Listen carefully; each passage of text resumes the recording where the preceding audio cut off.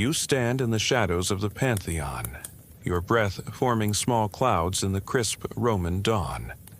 The year is 117 AD, and the marble beneath your sandals is still slick with morning dew.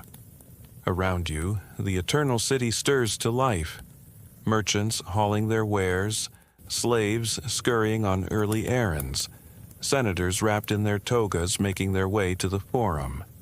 But you're not here for politics or commerce. You're here because you've heard whispers, rumors that would make even the most jaded Roman's eyebrows rise in shock. A hand touches your shoulder. You turn to see Marcus, a freedman you've come to trust, his face grave beneath his hood. "Are you certain you wish to see this?" he asks, his voice barely above a whisper. Once you witness what happens behind these walls, you cannot unsee it.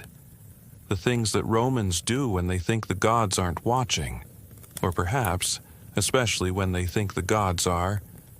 You nod, though your stomach churns with a mixture of curiosity and dread. Marcus leads you through a maze of alleyways, past bakeries, where the smell of fresh bread mingles with something else. Incense? Perfume? Something more primal? The sounds of the city fade as you descend stone steps worn smooth by countless feet. Ahead, you hear laughter, music, and something else that makes your pulse quicken. You're about to enter a world where the boundaries between sacred and profane, public and private, acceptable and shocking, dissolve like morning mist before the Roman sun. Before diving into these forgotten stories of survival and suffering, if you enjoy learning about the hidden truths of history, consider hitting that like button and subscribing for more content like this. And please comment below to let me know where you're listening from. I find it incredible that we're exploring these ancient stories together from different parts of the world, connected across time and space by our shared curiosity about the past. The door opens and the assault on your senses is immediate. The air is thick with the scent of wine, sweat, and burning herbs that make your head swim. Before you stretches a scene that defies every expectation you had of Roman propriety.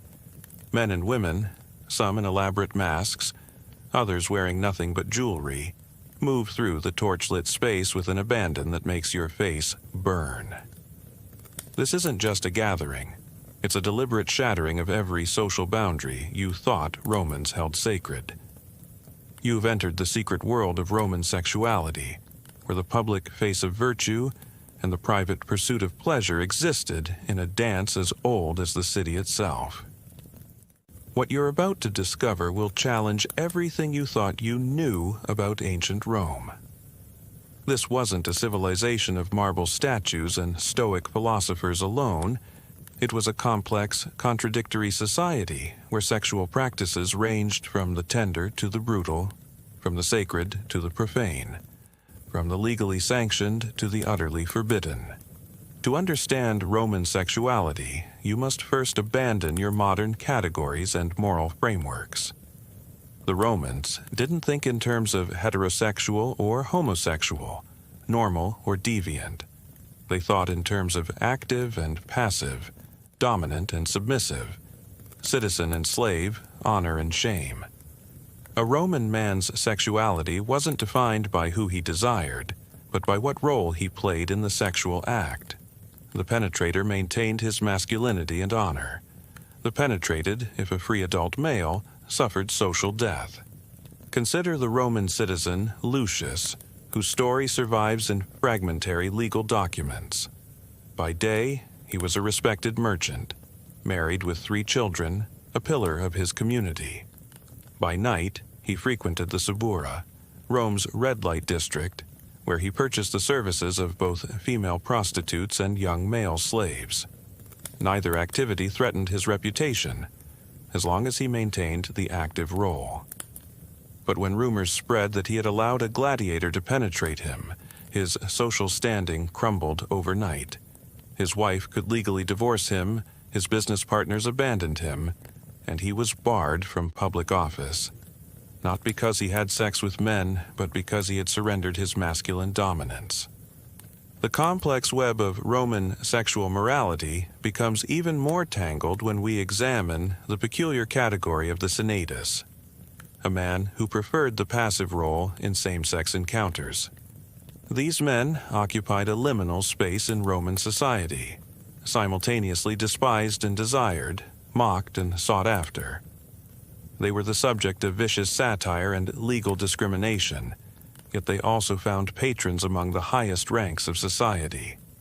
The poet Juvenal describes them with a mixture of fascination and disgust, detailing their elaborate grooming rituals, their affected mannerisms, their groups that met in secret to share makeup tips and swap stories of their conquests. One such figure was Sporus, the young man whom Emperor Nero castrated and married in a public ceremony. After Nero's death, Sporus was passed between several powerful men like a valuable piece of property. His story illuminates the brutal reality that underlay Roman sexual practices. Beneath the poetry and philosophy was a system that treated human bodies as commodities to be modified, traded, and consumed according to the whims of the powerful. The Roman household itself was a complex sexual ecosystem. The paterfamilias, the male head of household, had absolute power over everyone under his roof, wife, children, and slaves. This power extended to sexual access. A Roman master could freely use his slaves sexually, male or female, without any social stigma. In fact, not exercising this right might raise eyebrows. Was he impotent, overly influenced by his wife? Too attached to Greek philosophy? The architecture of Roman houses reflects these power dynamics. In the ruins of Pompeii and Herculaneum, we find small, windowless rooms near the master's quarters, cubicles designed for sexual encounters with slaves. These rooms, often no larger than a modern closet, contained just enough space for a narrow bed. The walls sometimes bear the scratches of fingernails, mute testimony to the violence that occurred within. Slave quarters in wealthy Roman homes tell their own grim stories. Archaeologists have found small rooms, barely large enough for a sleeping mat, with locks on the outside. These weren't just servants' quarters, they were holding cells for human beings whose bodies were considered property. Marcus Aurelius, the philosopher emperor, casually mentions in his private meditations his struggle to resist the attractive slaves in his household, treating it as a spiritual exercise rather than recognizing the fundamental horror of a system where human beings could be used as sexual objects. The sexual exploitation of slaves went beyond individual abuse. Wealthy Romans often ran their own private brothels staffed by their slaves, generating income from their bodies. The agricultural writer Cato the Elder, that paragon of traditional Roman virtue, advised estate owners to provide prostitutes for their farm slaves, not out of kindness, but to prevent them from wandering off the property in search of sexual release. He recommended charging the slaves for this service, thus profiting even from the sexual needs of those he owned. But it wasn't just slaves who navigated treacherous sexual waters. Roman women of all classes lived under a spectacular double standard. A wife's primary duty was to produce legitimate heirs, and her sexuality was strictly controlled to ensure the purity of the bloodline. The penalty for female adultery was severe: loss of dowry, exile, even death in some periods. Meanwhile, her husband could openly maintain mistresses, visit prostitutes, and use household slaves without consequence. The legal framework surrounding marriage and sexuality reveals the depth of this inequality. Under the Lex Julia de Adulteris Coercendis, passed by Augustus in 18 BCE, adultery became a public crime rather than a private family matter. A husband who discovered his wife in flagrante delicto could legally kill both her and her lover if the man was of inferior social status. If he failed to divorce an adulterous wife within 60 days, he himself could be prosecuted for pimping. Yet the same law specifically exempted prostitutes and actresses from prosecution. They were already considered sexually available, so their extramarital activities didn't threaten the social order. The poet Juvenal's sixth satire, a vicious attack on Roman women, inadvertently reveals the impossible position they occupied. He rails against wives who take lovers, who enjoy sex too much, who assert any kind of sexual agency. Yet, in the same breath, he complains about wives who are too cold, too modest, too focused on household duties. Roman women couldn't win. Too sexual, and they were whores. Not sexual enough, and they were failing in their wifely duties. The story of Claudia Quinta illustrates this impossible balance. When rumors spread that she was unchaste, she proved her virtue by single-handedly pulling a ship carrying a statue of Cybele up the Tiber River. The goddess wouldn't have allowed an impure woman such strength. The message was clear. Female sexuality was so dangerous that divine intervention was needed to verify a woman's chastity. The spectacle of Claudia's trial by ordeal became a popular subject for Roman artists, immortalizing the moment when female virtue literally moved mountains, or at least boats.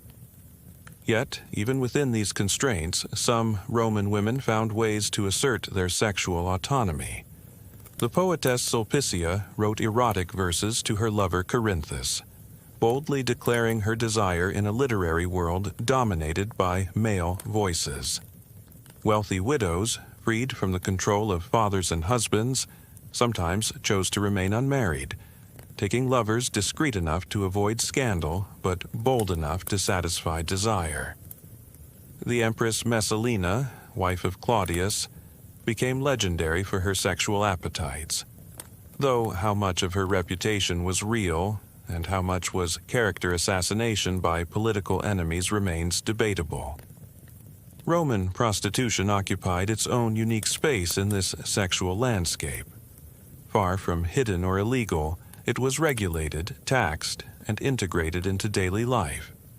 The prostitutes, or meretrices, were required to register with the aediles and wear distinctive clothing, often a toga, the male garment, marking them as outside the normal female social order. They operated everywhere from high-class establishments to tiny cells called fornaces, from which we get the word fornication, built into the arches of public buildings. The world of Roman prostitution was carefully stratified. At the top were the courtesans, educated women who could recite poetry, play music, and provide sophisticated conversation along with sexual services. These women sometimes amassed considerable wealth and influence. Volumnia Cytheris, a freedwoman and actress, became the mistress of Mark Antony, and moved in the highest circles of Roman society, though she could never entirely escape the stigma of her origins. Below the courtesans were the regular meretrices, who worked in established brothels or rented rooms. These women had some legal protections, and could accumulate savings to eventually buy their freedom if enslaved. They formed collegia, professional associations that provided mutual support and even funeral insurance. Graffiti from Pompeii preserves their voices. Euplia sucks 4 or 5 asses. Felicia gives proper service. Mola, the slave girl, costs 2 asses. At the bottom of the hierarchy were the prostibulatae, often translated as she-wolves, who worked the streets and graveyards. These women, many of them slaves or the desperately poor, serviced clients against tomb walls or in the bushes of public parks. They had no legal protection and were frequent victims of violence. The poet Horace describes encountering them on his nighttime walks through Rome, their cheap perfume failing to mask the smell of poverty and desperation. The lupanar in Pompeii, preserved by Vesuvius's ash, provides an uncensored glimpse into this world. Above each small cell, Explicit frescoes advertised the specialties within. The stone beds, worn smooth by countless bodies, measure barely 5 feet long. Graffiti scratched into the walls ranges from boastful, Floronius, privileged soldier of the 7th Legion, was here. The women did not know of his presence. Only 6 women came to know, too few for such a stallion, to poignant. Thrust, Vidius, thrust. But perhaps most revealing are the names scratched by the prostitutes themselves. Berenice, Egil, Maria. Many were slaves, literally owned by their pimps. Others were freed women with few other options for survival. Some were abandoned wives or widows. Their bodies were the interface between Roman sexual desire and Roman social order, absorbing the contradictions that would otherwise tear the system apart. The economic realities of prostitution were brutal. A prostitute might service 20 or 30 clients in a day, earning perhaps 2 asses per encounter, the price of a loaf of bread. From this, she had to pay rent for her cell, buy food and clothing, and if enslaved, turn over most of her earnings to her owner. Disease was rampant. Pregnancy was a career-ending disaster unless terminated through dangerous abortifacients. The average working life of a prostitute was perhaps 5 to 10 years before age, illness, or violence ended her career. The Roman baths present another fascinating window into Roman sexuality. These weren't merely places to get clean, they were social centers where business was conducted, gossip exchanged, and yes, sexual encounters facilitated. Mixed bathing was common in many periods, and while outright sexual acts in the public pools were frowned upon, the baths included private rooms that could be rented by the hour. The typical Roman bath routine was inherently sensual. Bathers would exercise naked in the palestra, their bodies oiled and gleaming. They would then move through rooms of increasing heat, sweating out impurities before being scraped clean by slaves with bronze strigils. The intimacy of having one's body tended by slaves, often young and attractive, created an atmosphere charged with erotic potential. The physician Celsus recommended regular bathing for health, but warned against excessive indulgence in the pleasures available there. His carefully worded medical text hints at activities that went far beyond simple hygiene. Archaeological evidence supports this. The baths at Pompeii included a changing room decorated with explicit sexual scenes and numerous small rooms clearly designed for intimate encounters. But the baths were also dangerous spaces, particularly for attractive young men and boys. The poet Martial warns a friend against bringing his beautiful son to the baths, where he would attract unwanted attention from older men. This wasn't seen as protecting the child from abuse. It was about maintaining the boy's value for a future advantageous match or sale.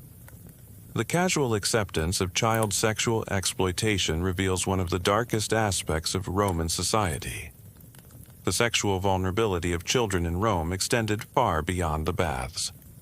Roman law set the minimum age for marriage at 12 for girls and 14 for boys, but betrothal could occur much earlier. Girls as young as 7 might be promised in marriage, moving to their future husband's household to be trained in wifely duties. What this training entailed was left to the discretion of the household, with predictable results. This brings us to one of the most disturbing aspects of Roman sexuality, the sexual use of children, particularly boys. The Romans had no concept of an age of consent as we understand it. If a child was a slave, their body was available for their master's use. Freeborn children had some protection, but it was inconsistent and often ignored. The practice of pederasty, imported from Greek culture but given a distinctly Roman twist, was widespread among the upper classes. Unlike the Greek ideal of a pedagogical relationship between an older mentor and a youth, Roman pederasty was often purely exploitative. Young slave boys called delicae, delights, or pueri delicati, delicate boys, were kept specifically for sexual purposes. They were often castrated to preserve their youthful appearance and prevent their voices from changing. The Emperor Domitian banned castration, but the practice continued underground. Medical texts from the period describe various methods, from crushing the testicles in a hot bath to surgical removal. The casualness with which these procedures are described is chilling. These were children whose bodies were mutilated to better serve adult sexual desires. The poet Statius writes lovingly of his delicatus, Glaucius, comparing him to Ganymede, the beautiful boy abducted by Zeus. What Statius presents as tender affection we recognize as the romanticization of child sexual abuse. The boy died at 12, and Statius's grief-stricken poetry makes no mention of the systematic exploitation that defined the child's short life. But it wasn't just slaves who were vulnerable. Freeborn boys from poor families could be sold into temporary sexual service. A father who couldn't feed his family might indenture his son to a wealthy patron, knowing full well what uses the boy would be put to. The law offered minimal protection. The Lex Scantinia supposedly protected freeborn boys from sexual assault, but prosecutions were rare and penalties light. The story of Guyton in Petronius's Satyricon provides a fictionalized but revealing glimpse into the life of these boys. Passed between various masters, subjected to repeated sexual violence, desperately trying to maintain some sense of self in a world that viewed him as nothing more than a beautiful object. The text treats his suffering as comedy, which perhaps tells us more about Roman attitudes than any moralizing treatise could. Roman religion and sexuality were inextricably intertwined in ways that would shock modern sensibilities. Phallic symbols were everywhere, not as pornography but as religious objects. The fascinum, a winged penis, was a common amulet worn by children to protect against the evil eye. Gardens featured Hermes, statues of Priapus with enormous, permanent erections, supposedly protecting against thieves with the threat of sexual assault. The god's presence wasn't subtle. Inscriptions on Priapic statues often contained graphic threats: Persider puer, moneo, putuer puella, barbatum, furum tertia poena mane. I warn you, boy, you will be penetrated. Girl, you will be fucked. A third punishment awaits the bearded thief. This wasn't hidden in some secret cult. These statues stood in gardens, at crossroads, in full public view. Children played near them. Offerings were left at their bases, and their protection was genuinely sought by Roman families. The religious calendar was full of festivals with sexual elements. During the Lupercalia, young men ran naked through the streets, striking women with leather thongs to promote fertility. The Floralia featured nude performances and a scattering of lupines, chickpeas, and beans, all considered aphrodisiacs. The Liberalia celebrated the god Liber with processions carrying giant phalluses through the streets, while matrons placed wreaths upon them. Mystery religions offered their own sexual dimensions. The rites of Cybele involved self-castration by her priests, the Galli, who afterwards dressed as women and may have served as sacred prostitutes. The Bacchanalia, before their suppression in 186 BCE, allegedly featured wine-fueled orgies, though how much of this was real and how much was propaganda by the authorities who banned them remains unclear. The Vestal virgins represented the opposite extreme. Sacred virginity maintained under threat of death. These priestesses, chosen as children and sworn to 30 years of chastity, tended Rome's sacred flame. The penalty for breaking their vow was to be buried alive in the Campus Sceleratus, the evil field. The Vestal was given a lamp, a loaf of bread, and a jug of water, then sealed in an underground chamber to die. The contrast is stark. A society that celebrated phallic imagery and integrated prostitution into daily life also demanded the ultimate sacrifice from women who represented its sacred core. The Vestal's virginity was thought to ensure Rome's safety and prosperity. When Vestal virgins were accused of unchastity, it often coincided with military defeats or natural disasters. Their bodies became scapegoats for imperial anxiety. The trial of the Vestal Tuccia illustrates the deadly seriousness of these accusations. Accused of breaking her vow, she proved her innocence by carrying water in a sieve from the Tiber to the temple. The miracle saved her life, but not all Vestals were so fortunate. The Vestal Minutia was buried alive in 337 BCE, supposedly after being denounced for her elegant dress and suspicious demeanor. No evidence beyond gossip was needed to condemn her to one of the most horrific deaths imaginable. Roman wedding nights held their own terrors, particularly for young brides. Girls could be married at 12, though 14 or 15 was more common.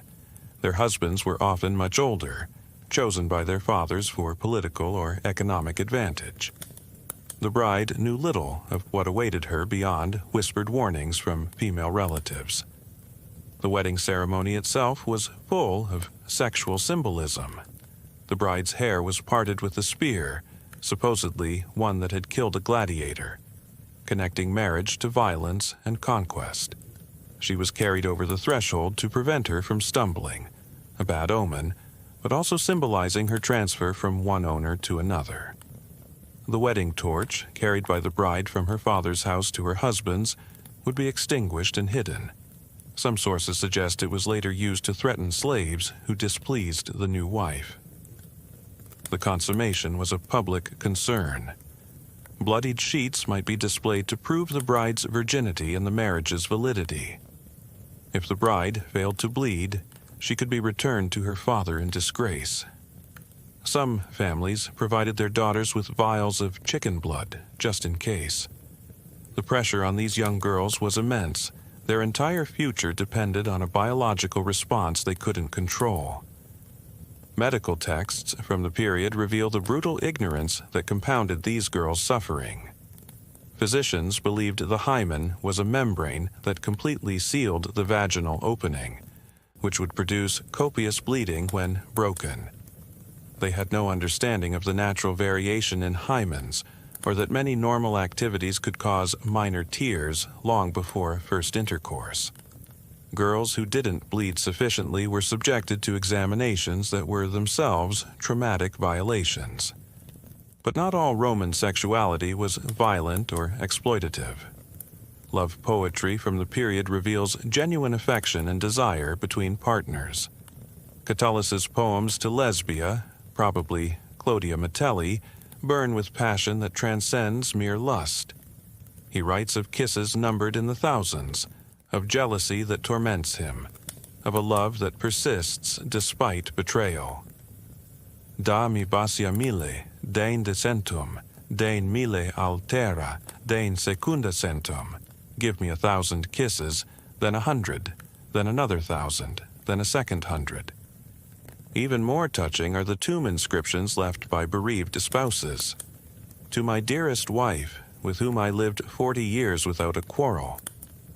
She was my only love, and I was hers.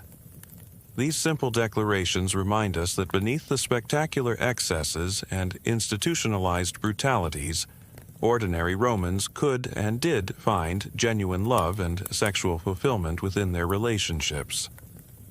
The erotic poetry of Ovid provides a different window into Roman sexuality, playful, sophisticated, and surprisingly modern in its psychological insights. His Ars Amatoria, The Art of Love, is a handbook of seduction that reveals both the game-playing aspects of Roman courtship and genuine observations about desire and attraction. He advises men to learn what pleases their partners, to be attentive to women's needs, to understand that arousal works differently for different people. But Ovid's work also reveals the limitations of Roman sexual liberation. His advice assumes a world of rigid gender roles, where men pursue and women resist, where rape myths are casually endorsed, where slaves and prostitutes exist solely for upper-class pleasure.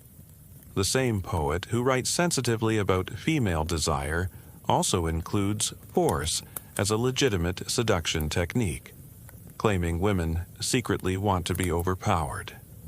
The evolution of Roman sexuality over the empire's thousand-year history reveals changing attitudes and practices.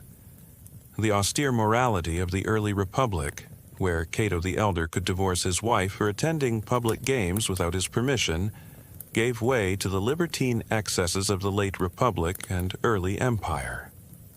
By the time of Constantine and the rise of Christianity, Roman sexual mores were undergoing another dramatic transformation. The early republic prized pudicitia, sexual virtue, as one of the cardinal Roman values. Stories of virtuous women like Lucretia, who killed herself after being raped rather than live with dishonor, were held up as models. Men who showed excessive interest in luxury or physical pleasure were suspected of effeminacy. The ideal Roman was a citizen soldier farmer who approached sex with the same disciplined efficiency he brought to military campaigns and agricultural work. But as Rome grew wealthy through conquest, these austere values eroded. Greek culture, with its more complex attitudes toward pleasure and beauty, infiltrated Roman society. The wealth flowing in from conquered territories funded increasingly elaborate forms of entertainment and indulgence. By the 1st century BCE, conservative Romans were lamenting the loss of traditional values and blaming every military setback on moral decay. The rise of Christianity brought new concepts of sexual morality that clashed dramatically with traditional Roman practices. Suddenly, all non-procreative sex was sinful. Prostitution, while still legal, was increasingly condemned. The double standard that allowed men sexual freedom while constraining women began to shift. Now, both were expected to maintain chastity outside marriage. But old habits died hard. Christian emperors continued to tax prostitution. Bishops complained about congregants who saw no conflict between attending church and visiting brothels. The transformation of Roman sexuality from pagan libertinism to Christian asceticism took centuries and was never complete. St. Augustine's Confessions provides a fascinating glimpse into this transition. Writing in the late 4th century, he describes his youth in Carthage, where he polluted the spring of friendship with the filth of concupiscence. His famous prayer, "Grant me chastity and continence, but not yet," captures the struggle between Christian ideals and Roman realities. Even after his conversion, Augustine admits to being tormented by sexual memories and dreams, showing how deeply ingrained Roman attitudes toward sexuality were. Archaeological evidence from late Roman sites shows that phallic amulets continued to be made and worn well into the Christian period. Erotic art was plastered over rather than destroyed, preserving it for future generations. Even in the monasteries that replaced pagan temples, graffiti and private letters reveal that human desire persisted despite religious prohibition. The legacy of Roman sexuality extends far beyond ancient history. Roman law, with its emphasis on penetration and passivity, influenced legal codes throughout Europe for centuries. The Madonna whore complex that plagued Western attitudes toward female sexuality has roots in Roman distinctions between matrons and meretrices. The use of sexual violence as a tool of war and domination, refined by Roman legions, echoes through history to the present day. Modern archaeological techniques continue to reveal new aspects of Roman sexuality. DNA analysis of remains from Pompeii has confirmed that brothel workers included both women and men, and that many showed signs of violence and disease. Study of ancient sewers beneath bathhouses has revealed the remains of numerous newborns, likely the unwanted offspring of prostitutes, killed at birth and disposed of like waste. But perhaps the most important lesson from Roman sexuality is how arbitrary and culturally constructed our own sexual norms are. The Romans, who built aqueducts that still function today and created legal principles we still follow, had completely different ideas about gender, sexuality, and consent than we do. What seemed natural and moral to them strikes us as bizarre or horrific. What will future generations think of our sexual certainties? As you emerge from this journey through Roman bedrooms and brothels, bathhouses and temples, you carry with you the knowledge that human sexuality has always been complex, contradictory, and shaped by power as much as desire. The Romans weren't more liberated or more repressed than us. They were differently organized, with different values and blind spots. The prostitute scratching her name on a brothel wall, the slave boy passed between masters, the virgin buried alive for breaking her vow, the merchant visiting the baths for a discreet encounter, the bride trembling on her wedding night, the philosopher wrestling with desire for his slaves. All were human beings navigating a system that enabled certain pleasures while brutally suppressing others. Their voices echo across the centuries, reminding us that sexuality is never just about individual desire. It's about power and vulnerability, sacred and profane, public face and private reality. The shocking practices of ancient Rome force us to confront uncomfortable truths about our own society. What exploitations do we enable? What hypocrisies do we maintain? What suffering do we ignore in the pursuit of pleasure? The last sounds of that underground gathering fade as Marcus leads you back to the surface. Dawn is breaking over the Palatine Hill, painting the sky the color of Tyrian purple. The eternal city awakens to another day of commerce and politics, law and religion, all built on foundations that include the bodies and desires of countless individuals whose stories we've only begun to uncover. You walk through the Forum as the morning crowds gather, past the Vestals tending their eternal flame, past the merchants opening their shops, past the slaves hurrying on their master's business. You see them all differently now, understanding the complex web of desire and power, pleasure and exploitation that binds them together. The shocking truth about Roman sexuality isn't any single practice or belief. It's the reminder that human societies have always struggled to balance individual desire with social order, often failing spectacularly, sometimes transcending brilliantly, but always revealing in that struggle the deepest truths about what it means to be human. The marble statues gaze down with blank eyes, keeping their secrets. But you know now what the tourist brochures don't tell you, what the history books gloss over, what the movies romanticize away. Behind every great civilization lies a foundation of human bodies, used, enjoyed, exploited, sometimes cherished, always complex.